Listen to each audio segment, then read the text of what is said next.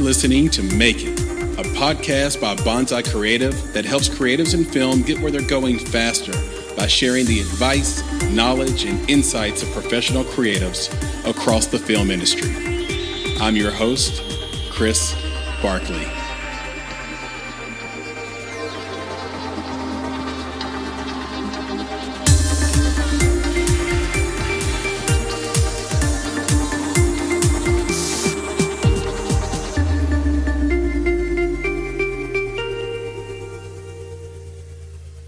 Hi, I'm Lee Abrams. I have a company called Media Visions, and we're all about reimagining media projects. It's an interesting time because out of every great period of strife, which was certainly evident in 2020, comes brilliance in music, art, science, film, and we saw this coming out of World War II, coming out of the Cold War, coming out of the late 60s, and certainly now. And my history is mostly based in radio. I was a co-founder of XM Satellite Radio and handled all the programming there. And prior to that was really the first one to introduce rock music on the FM band back in the late 60s.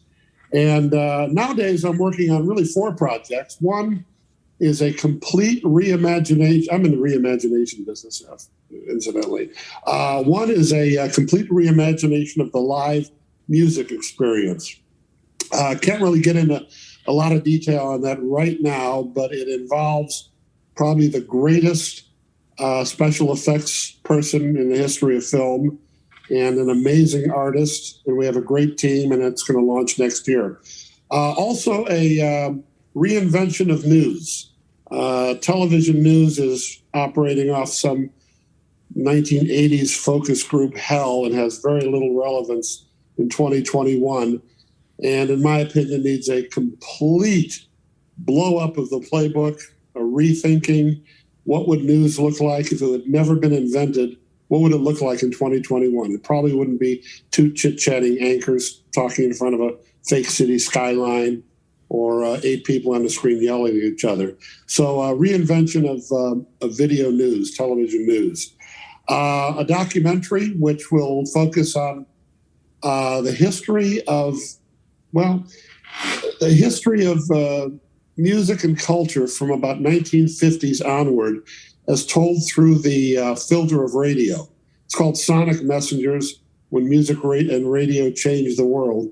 And it's all about when radio was the soundtrack of America and traces it from the beginning of top 40 radio in the middle 50s all the way up through the streaming era. And it's a story that's never been told, and that'll be ready next year.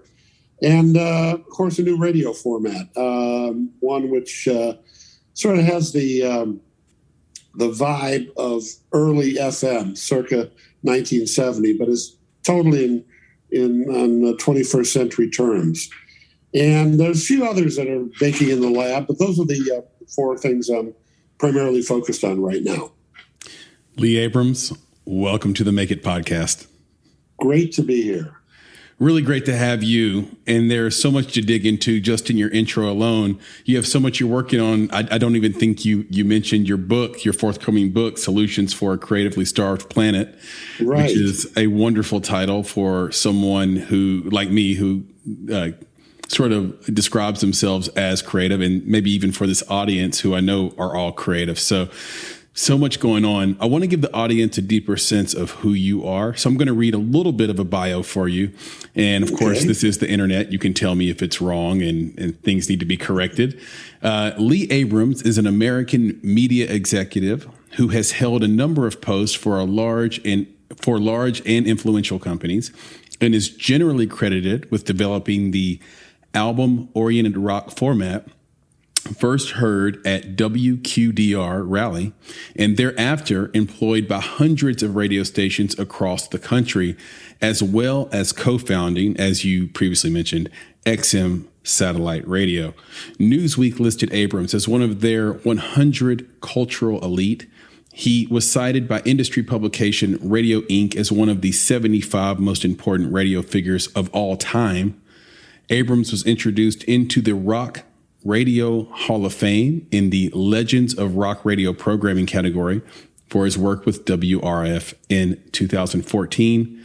He has spent decades in the trenches reinventing radio, TV news, and print. Has consulted over 1,000 radio stations, 12 major print publications, over 20 TV stations and cable networks. You've developed several consumer products and is the designer of XM radio programming. My goodness, Lee, what a career. And I want to take it from the beginning.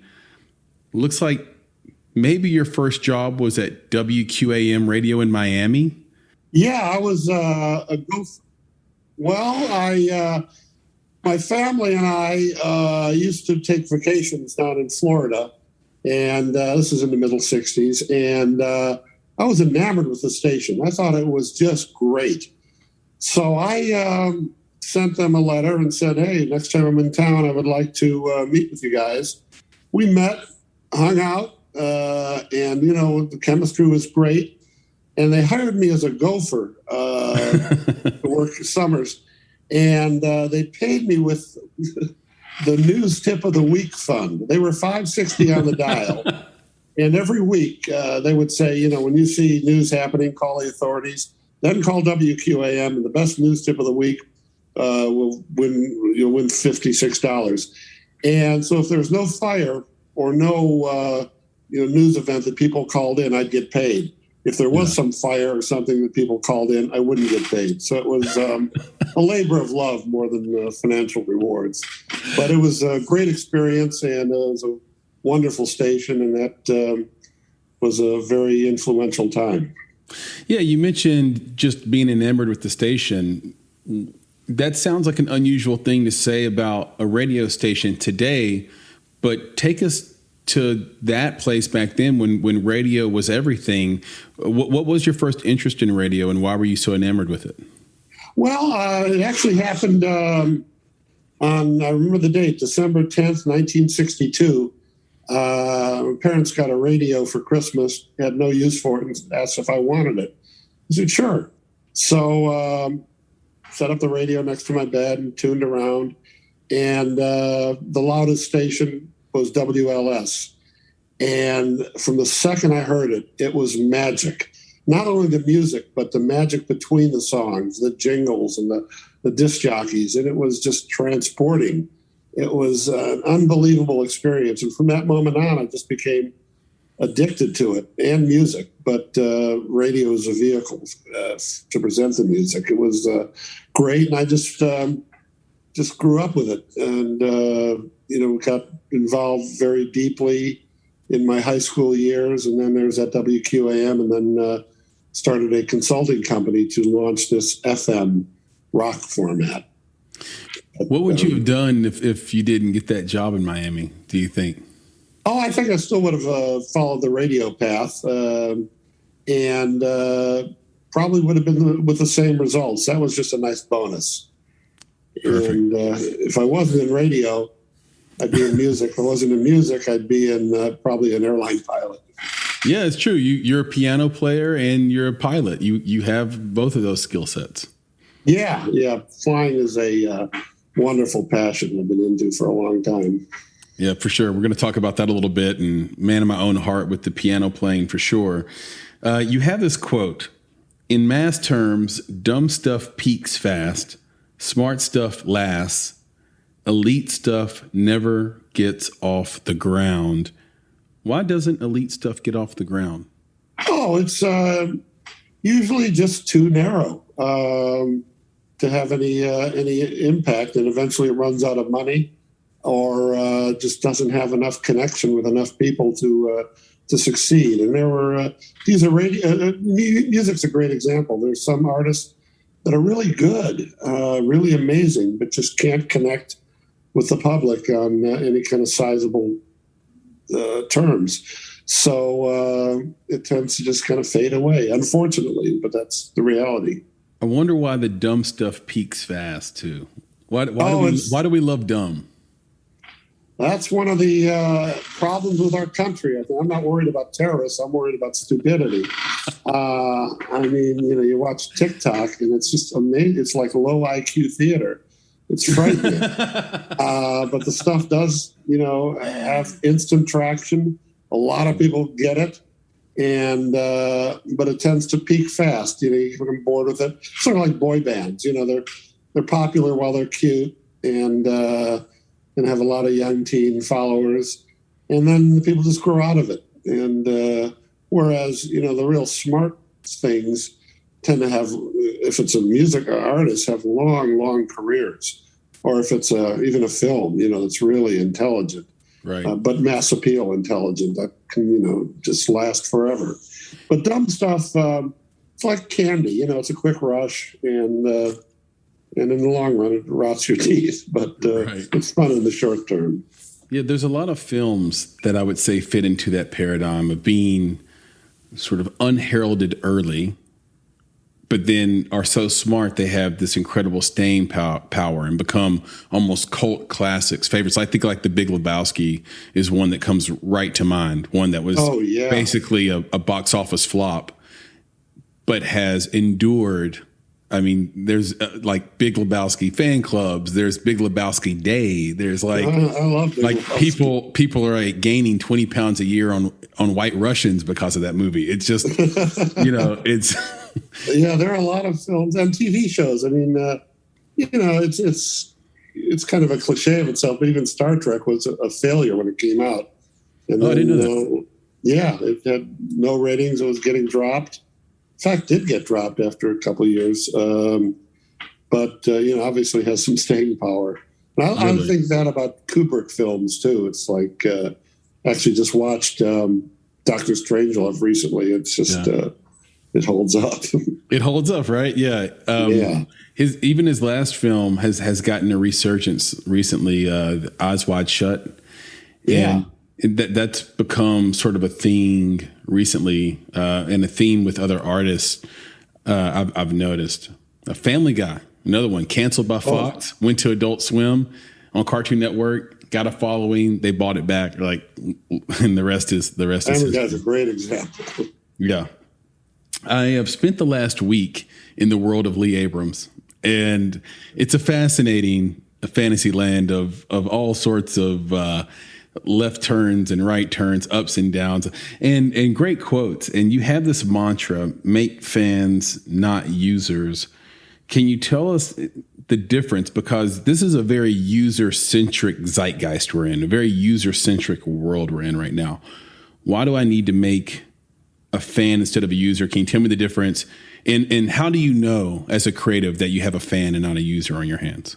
Well, you can use radio as a great example. One of their FM radio's big problems now is they have a lot of users but don't have fans. Back in the 70s and 80s, even into the 90s, they had fans. You'd see, when was the last time you saw a radio station bumper sticker on a car? It used to be in every other car. Or when do you see people wearing a radio station T-shirt? So users are like the electric company. You're a user of that, but you're just not a fan. Your cable company, you're a user. Are you really a fan of it? Not really. And what fandom does is, it gives you this invulnerability unless you really blow it. You got people hooked and they'll stick with you for as long as you keep going. Some bands are like that. Most bands have, cult followings of fans that know who the bass player is and just will travel 200 miles to see him. A lot of bands just kind of have users, listeners. They like the song, but wouldn't probably go see him. So it's just a different level, a higher level of engagement when somebody becomes a fan. And it's so powerful. And radio is such a great example because they've devolved from being very fan-oriented, where you were a fan of that station, to being just a utility. Oh, yeah, it's on somewhere on the dial here. So whenever we create a product, we keep fans in mind. We want to create fans. And, it's not easy, but you have to be very authentic. You have to be brilliant, cutting edge. And we call it the rock and roll thinking. And when we create a product, it's that rock and roll as a medium in music might be kind of seen its best days, but as a style, a way of thinking, it's timeless. It's so we want any project to have the same kind of characteristics that the Beatles and Bob Dylan and all these Hendrix, all these timeless artists have, and you just sort of study what their aura was, and they had a certain swagger, a certain authenticity, originality, and that created fans, and that kind of thinking can be translated to media projects. It's an interesting paradigm. I kind of like this idea of how do you extrapolate the charisma, the known sort of mojo of a Hendrix or of anyone in rock. You could think of that sort of had that kind of gravitas. Even a John Lennon, which wouldn't be like hard rock from the 70s, but just I think about like how could you take that because and then apply it to a product. Some of the things I've written down that are characteristics are eccentricity. I call it eccentric all the way to the bank because you can be eccentric to where like nobody gets it. Yeah. But eccentric innovation as a driver in everything you do.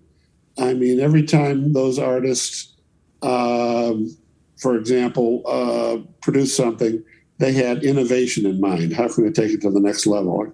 Maybe it's more tracks, whatever. Swagger, a certain sense of confidence that they may not be arrogant, but they got a vibe that's very swaggery. Reinvention, they have a desire and a motivation to do that. They're always pushing forward. Artful, they create commerce through great art. They never, Hendrix never, I don't think, designed any music to be a hit single. They just created great art and it happened to be popular. Not elitist, for the masses, and unashamedly so. So a lot of people to dig it. Rebellious, again, not necessarily in a military way, but just kind of that fighting spirit. Intelligent, very important. All these artists, if we're using music as an example, had an intelligence to them. Where you could, whether it was either musical in their playing or in their lyrics or something, there was something intelligent about it. And instinctive. They just had instincts on what's next. They had the ability to peer over the horizon. And we try to create cultures that have that in their DNA in all of our projects. It's a brilliant idea. It's like Kurt Cobain would be almost an enigma to that list because he would touch some of them and some of them would be he wouldn't fit in because he wouldn't have wanted to be for the masses, for example. But then not quite as gregarious and sort of out there as like an Ozzy Osbourne would be, like biting the head off a bat on stage. Yeah. It's somewhere in the middle there that I think is great. And there is a great article by Kevin Kelly that came out in Wired, I believe, years ago called 1,000 True Fans, and we'll link to it in show notes. And it is, I think, the definitive piece on why you need a fan and not a user. Really I'd love to see smart that. Piece. Yeah, really, really smart piece. Another Lee quotable is information is the new rock and roll.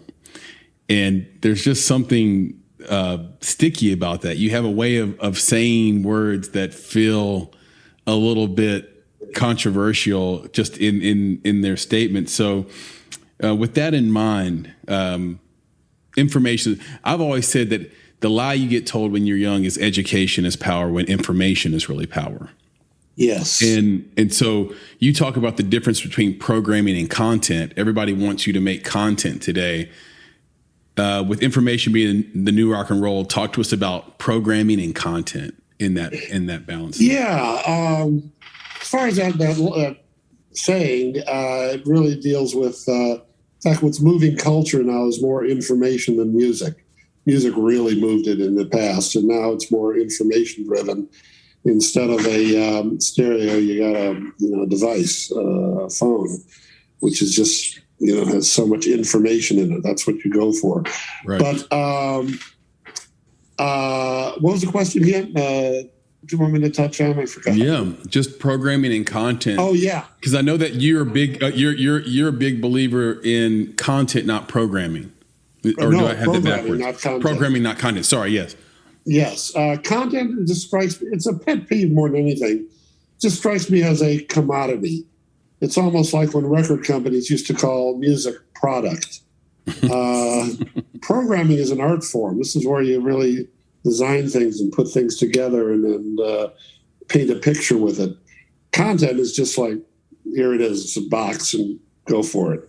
So it really deals with the artistic side of it. Programming, is assembling something, is manufacturing magic. Content is just, again, a commodity. It's something that's out there, and usually one of the problems is it's not programmed. It's just kind of thrown out there and hope people like it.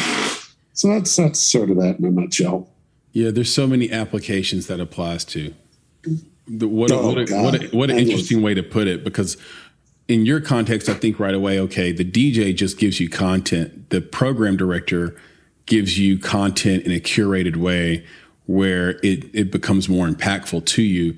But then I think about in our industry, in film and trying to be an indie creative, regardless of what your role is in independent film, because it's such a collaborative process, everyone has some lane they're trying to live in where people can get to know them a little better and understand what they do with their life. But if you're just throwing out, hey, here's a picture of me at Six Flags. Here's a picture of me eating a hot dog. Here's a picture of me taking a nap with my dog, Scooter. That's just content where if you're programming it, they see very specific pictures of you doing very specific things over time. Exactly. Yep. And powerful. Yeah. Right. And content again has just become this industry buzzword. Content is king. Okay, fine. We all know revenue is king. Really, come on. Oh man, what's a king to the god that is programming? All right. You are and this is we'll touch on this a little bit just to get again a little bit of a history lesson on the greatness of Lee Abrams.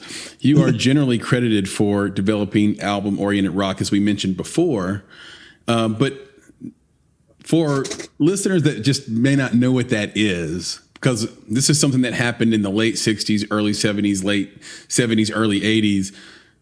Bring us back to that. Tell us, what is album-oriented rock format? Okay. Well, go back, way back. Back in the late 60s, AM radio was dominant. And there were all these big AM radio stations playing all the hits. And noticed a lot of people were what we call vulnerable top 40 listeners. They listened to the big top 40 rock radio station, but really liked only when the Stones would come on. Loved that. Then the Carpenters and sort of Herb Alpert would come on. Not into that. Then Hendrix would come on. Loved that.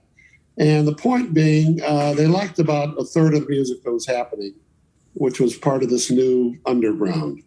So we thought, well, what about if we took FM, which is wide open? It literally had dentist office music and classical and no real contemporary music going on. And what if we took all this great music that happens to be in stereo and put it on these channel on an FM station, but eliminated all the stuff they didn't like? And we did that.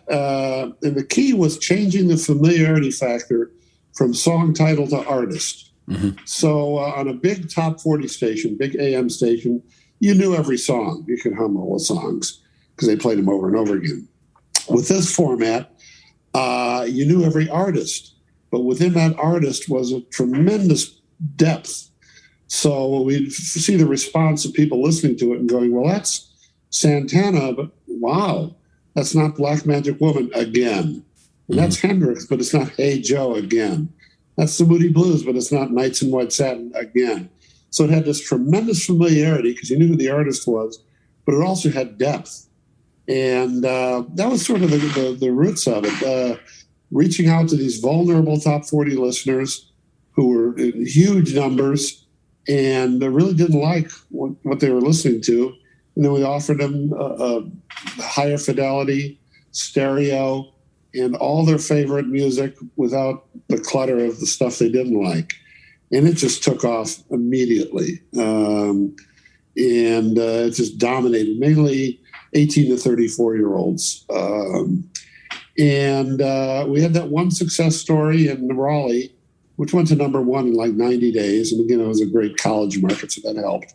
But then it slowly spread to a station in New Orleans. And then we got one in Pittsburgh, Kansas City. Next thing you know, we had hundreds of stations doing this. And but a lot of revolutionary things about it. The main one was, for the first time, it was rock and roll on FM, which is, FM. And a lot of broadcasters, particularly the old school types, said, FM is for classical and Montevani and the schmaltzy music. You can't put rock on FM. Well, it worked. Yeah, it absolutely worked. And it's amazing the impact that one move had on the industry. And we'll talk about that a little bit going forward. But how did AOR format affect payola? It was amazingly not part of the payola movement. Payola had always been a very top 40 sort of thing. Or CHR, as it's now called, which are the hit singles.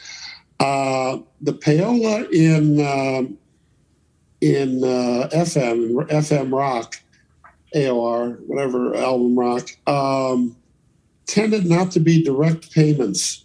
In other words, in top 40, here's a new so-and-so record, and if you look inside, you'll see $100 bill, or here's a trip to Vegas, you got to play my new so-and-so record. In album rock, FM, it was always the record companies provided drugs. When you had a meeting, this was back in the 70s, it was common procedure, standard procedure, that you lay out a couple lines of coke when the record company came by. And it wasn't in return for anything. It was just, the way you do business. Yeah. Or if they took you out to dinner, you'd smoke a lot of joints provided by the record company. But it was never really payola in that there was a payback expected. It was just social. Whereas in top 40 radio, it was blatant. But never really, we were never really part of that payola movement, even to this day. There's a great show on Showtime called Black Monday. It has Don Cheadle in it and Regina Hall and a bunch of other people. But there's a scene where they're at a record label party in the late 80s, and the waiters, instead of carrying around hors d'oeuvres and finger foods, they just have a tray of cocaine. Yeah, it was when disco was popular. Then cocaine went crazy. It was that fueled the whole disco industry. But that's not too far off. That's feasible. I love it. I want to talk a little bit about disco and just R&B and the impact and soul music. And I started thinking about this idea that here you had Michael Jackson with Thriller in '83. He comes out with Beat It, and that was all over the radio. But looking back on it now, the production had Eddie Van Halen playing guitar in it. And I'm curious, do you believe that album-oriented rock directly influenced the production style of 80s R&B?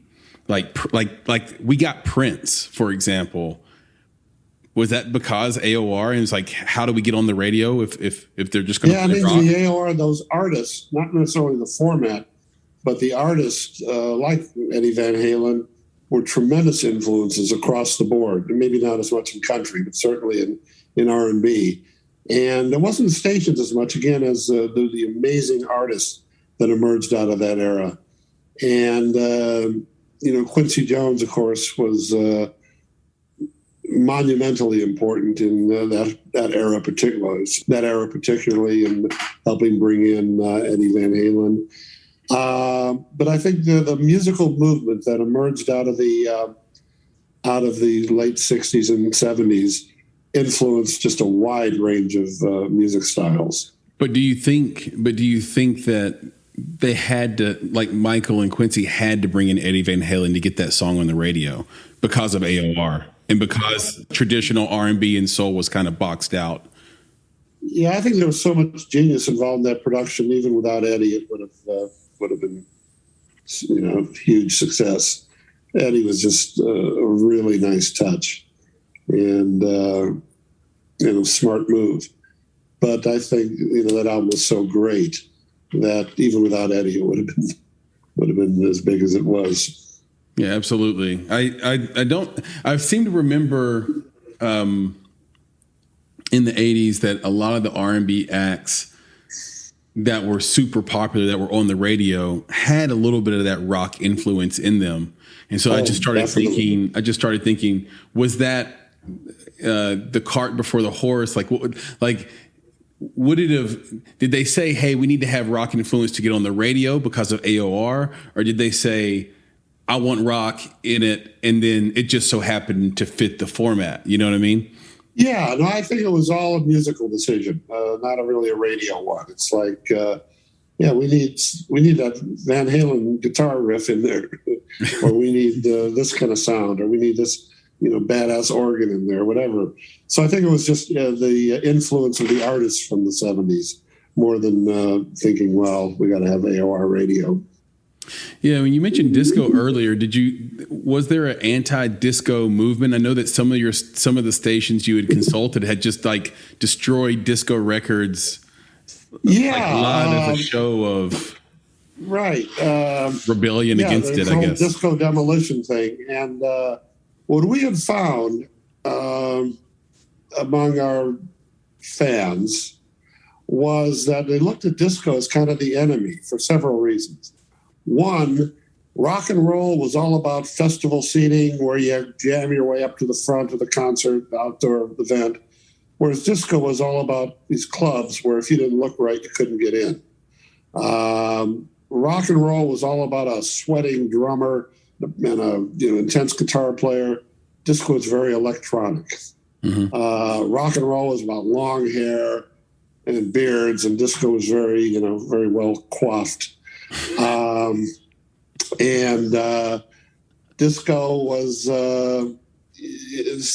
sort of like taking over, and there was an element of the audience that thought, wow, we can't, let's stand behind rock and roll.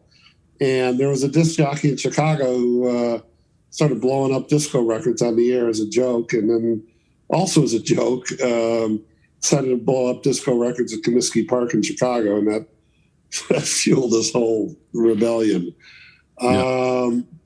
But the real reason behind it was just how it was the disco culture was 180 degrees from the rock and roll culture, and some people were sort of offended by it and thought it was a threat to the rock and roll and guitars and long hair and even drug-wise, rock and roll was about smoking tons of pot and drinking lots of beer, and disco was very very cocaine. Mm-hmm. Hey, I can't afford that shit, man. Give me a beer. And so it was just really a disc jockey taking advantage of something that the fans were thinking, and it got blown way out of proportion. But disco didn't go away. I mean, it was hugely successful. Yeah, and it's sort of melded into what we know today as EDM, or electronic dance. Yeah, exactly. How much longer do you think music-based radio stations can hold on? I mean, we've got Apple, we've got Spotify, we've got unlimited places to download music. Is this done? The future is online. I think radio, they have so many users right now that's not going to all of a sudden die, but I think a slow decline. And I think even the radio experience will emerge on an Apple or an Amazon or some online source. Apple's even doing some radio stations, but I think the classic, well done radio experience will not go away, but it just probably won't happen on FM. It'll probably happen. Move to the cloud. I think Apple Music has a radio station, and I think they do a really good job. And they cut it up and they curate it. Yeah. Yep. They do. Actually, they got, I think, 4 stations. And, they do well. And but I think they're going to, they or somebody else is going to even take it further and create more great stations. And, of course, satellite radio is not going away. That's right. Continues to be popular and growing. I completely agree with that. And there's a lot of green space to do different things and try different formats now that it's moved to the cloud because the technology allows you to do different things. Yeah. Speaking of innovation and technology, one of the things I wanted to talk to you about and that I'm really most interested in is what is a news movie? And how is it different from a short? It kind of feels like a short form documentary, but it's not like Vice. No, it's a 24/7 news idea, a news station, probably online, a streaming. Okay. And there's 3 characteristics of it. Several characteristics. One is eye, ear, brain. And that's where it's visually stunning. Mm-hmm. It's like a movie of the world of the moment rather than a newscast. It doesn't have the 2 anchors chit-chatting with each other, but it's movies, so visually stunning. Then ear, where every story has a soundtrack. So if it's a story about, inner city strife, there might be Coltrane-type music. Or if it's a story about the Middle East, there might be Egyptian rap music. So just a sound that takes it to elevates it to a new level of storytelling. And then brain, where it's not stupid. We have a thing we call the intellectual scale in television. If 1 is, Honey Boo Boo or some goofy reality show, and 10 is, BBC Masterpiece Theater, news movie resides at about a 7. Again, it's not elite, but it's just not stupid. Most news is in the 3 and 4 range. It's kind of dumbed down. And so it's intellectual. It uses the eye, ear, and brain. It's electric. It's just very exciting. It matches sort of the beat of 2021.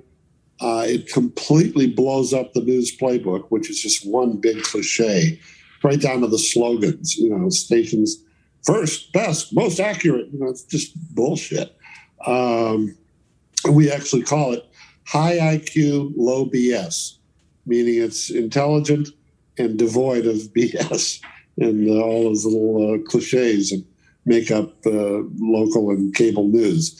So news movie, again, is a reimagination of TV news. One way to look at it is to use the example we talked about earlier, whereas in 1970, 69, AM radio was dominant, but there was a whole new mainstream of Americans happening. And AM radio just wasn't part of that new mainstream. And FM came along, was part of it, and the rest is history. Now, same thing. There's a whole new vibe in America, a whole new mainstream once again, new ways of thinking. And TV is just locked in the 80s. And it's like where AM radio was in the 60s, just not relevant, not tied into what's going on in American culture at the moment. And so we think just like FM, there's a tremendous opportunity to get in sync with some just wildly new programming in news. I watched a few of those samples on your website, and the thing that stuck out to me the most, and what America, in my opinion, needs the most, is the part where you say we're going to give you the facts. The no BS part to me is the most important thing. Oh, it's critical because the trust factor, that the chasm that has been created in trust across this nation with news, I don't know if it can be repaired. No, I agree. It's too late, and it's this news movie is also for the first time news program by programmers rather than old school journalists who just can't cut the cord with what they learned in journalism school and have been doing for the last 20 or 30 years. Really needs that fresh approach. And the balance is so important. I think it's important to show both sides. We joke that if it's a story about gun control, we'll have Ted Nugent talk. We'll also have, Barbara Streisand talk. And, you guys figure it out. Here's both sides. Because I noticed some stations have tried to be even.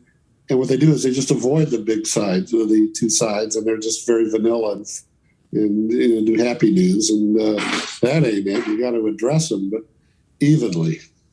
Yeah, I enjoyed the ones you did on drugs and the one you did in the Middle East, these samples that you can see on your website. And we'll get the website at the end. It'll be linked in the show notes for the audience.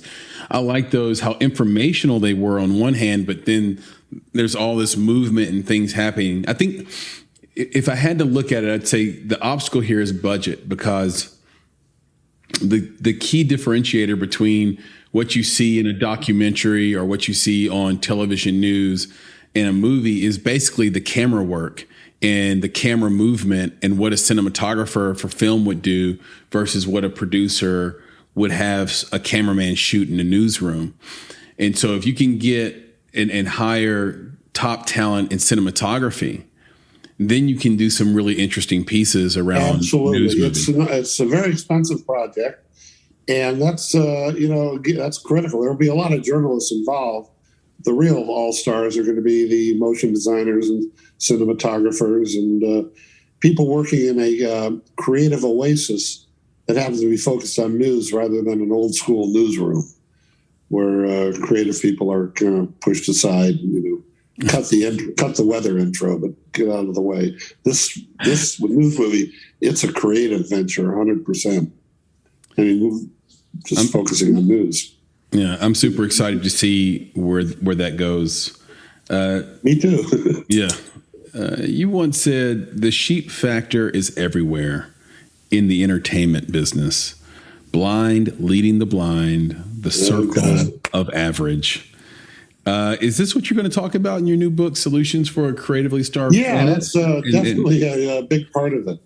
Because, it's crazy. Speaking of news, there's one new national news service that just launched, and they're just doing the same thing because it's got to be done that way. It's just nonsense. And radio, it's every station sounds the same, coast to coast. And so that's going to be a big topic of,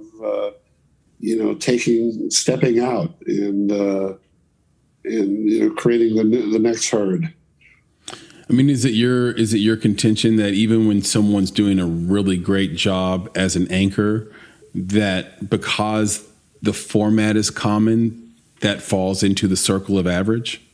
Oh yeah, I just think the fact anchors are generally, the whole anchor concept is pretty average. It's just, I think the age of the anchor is over, or becoming over. Or being redefined, just like the age of the disc jockey is being redefined. Because disc jockeys, some are great. Howard Stern's great, and Harvey and those guys. But most of them are just reading cards, and they say, well, we're live. Yeah, barely. I mean, it's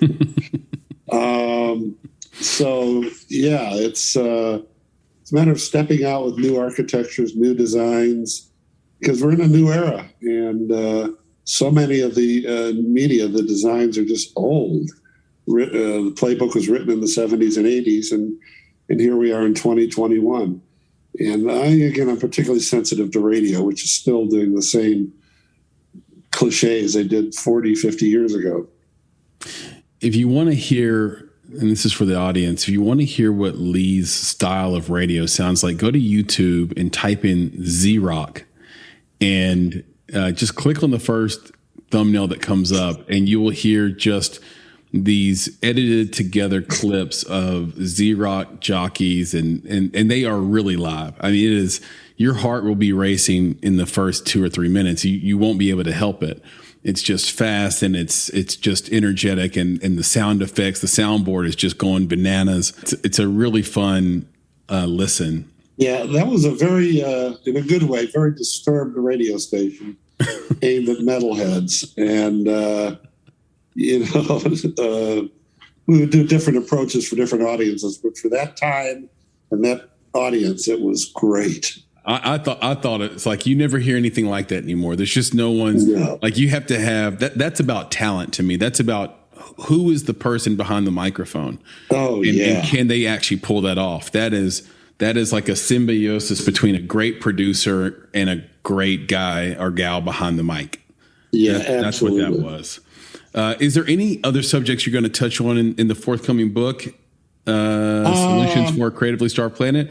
And are there any different type of subjects you're going to touch on in the documentary Sonic Messengers?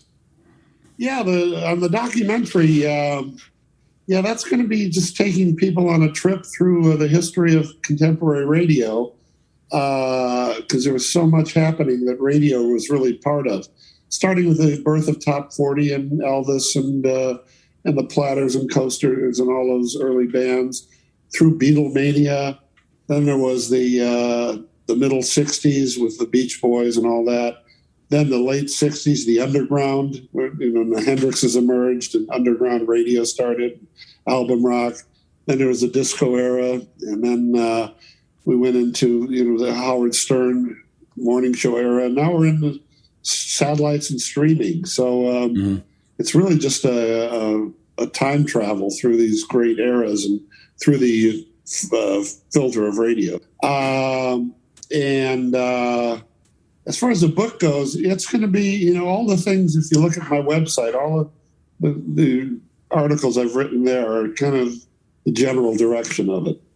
And it's just, it's kind of a business book, but it's sort of like secrets from the creative side.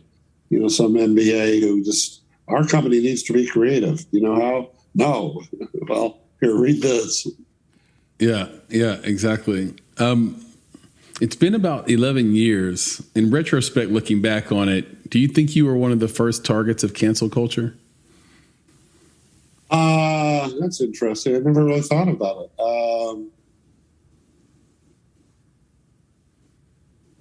I'll have to reserve judgment on that one. I haven't thought that. I thought about it because it was kind of heating up back then, but in a way that no one was paying attention to it.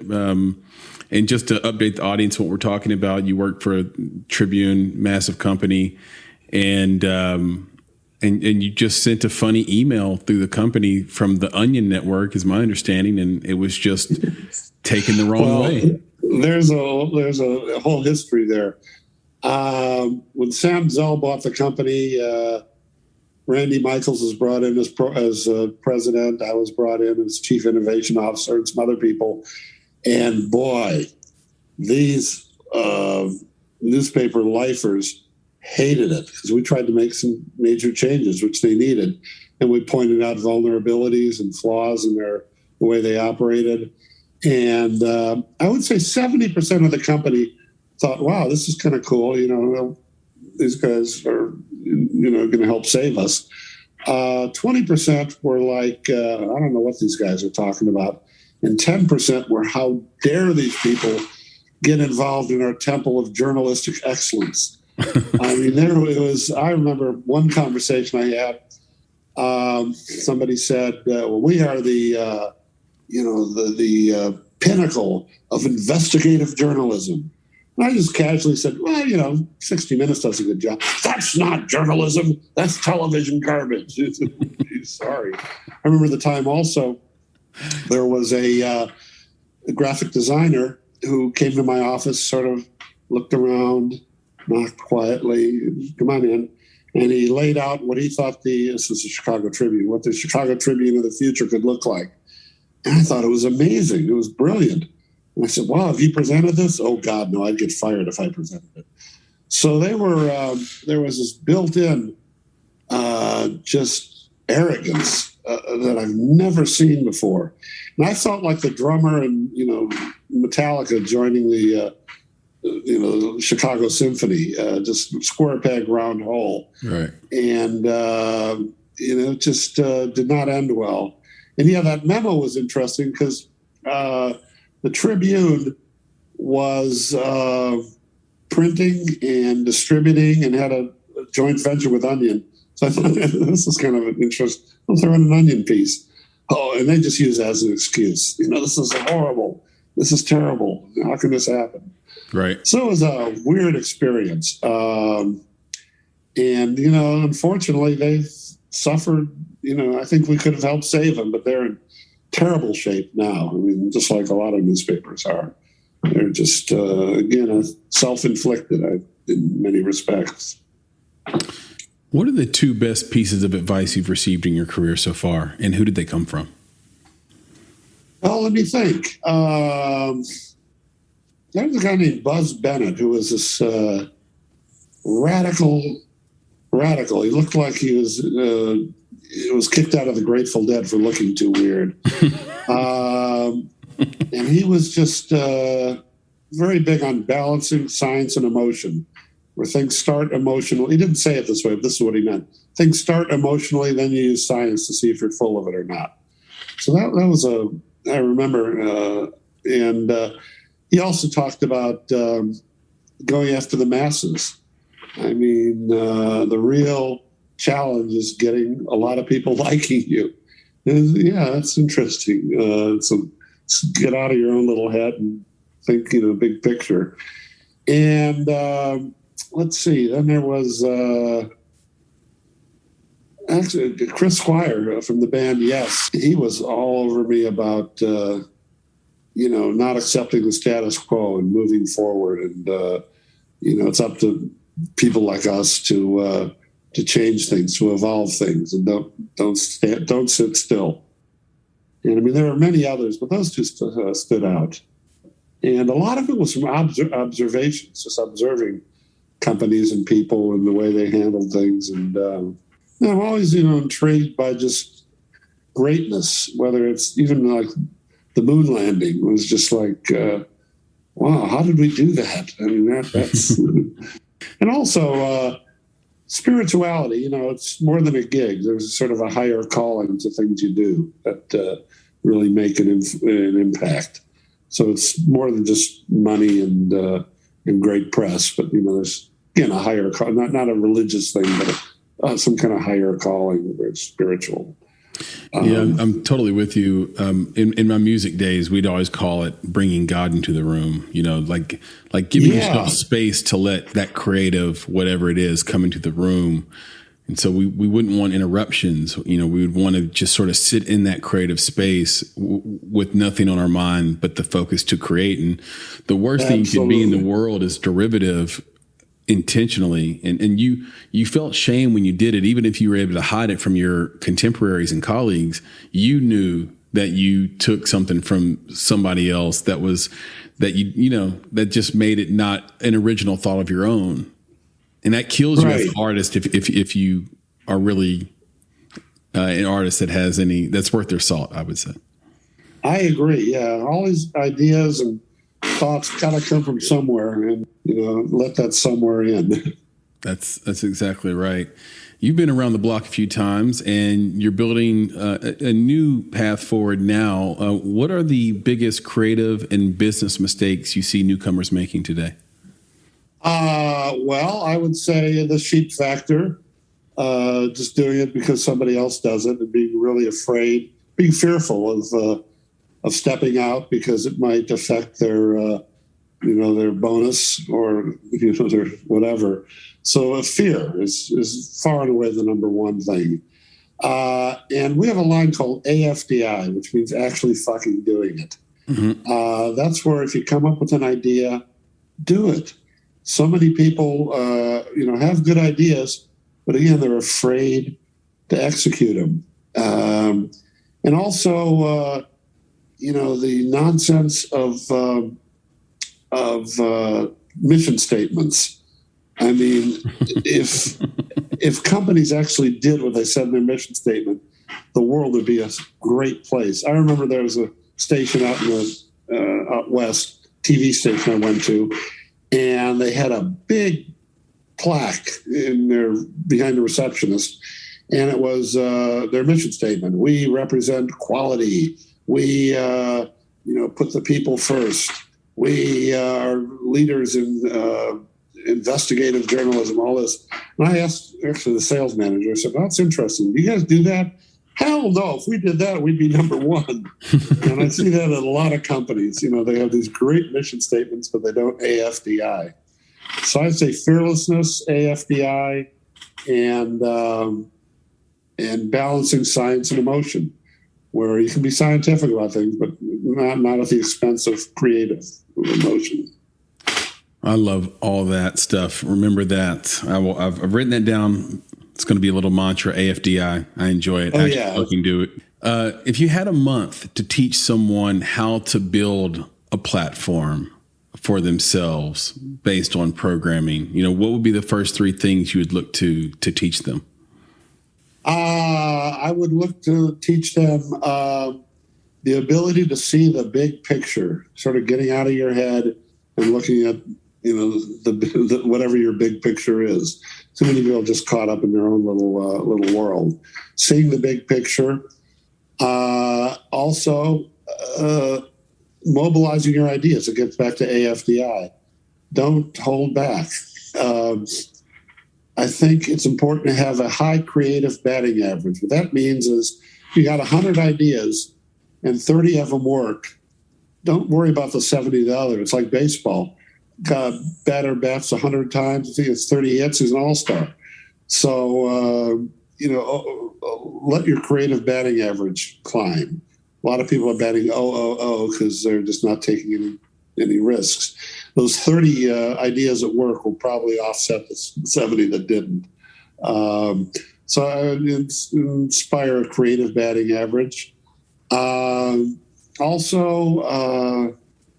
Let's see, to look over the horizon. I think you have to understand the past to design the future, but do go through the exercise of understanding what's already happened. Particularly important in radio. It's important to understand what happened during those golden days of radio. Why? Okay, now how can it be rethought for 2021? So, and I imagine the film people, same way. It's like you can learn a lot from 2001 and movies like that about the possibilities. And possibilities is important. Just, see the possibilities and use your imagination and try to be exceptional. Just because, again, I may have used this line before, but average sucks. In this day and age of unbelievable competition, you can't be average and succeed. It's got to be spectacular. In the past, you could be pretty average and do well, but not anymore. Not with all the options out there and this new age we're in. Yeah, I remember having I used to be in a singing group, and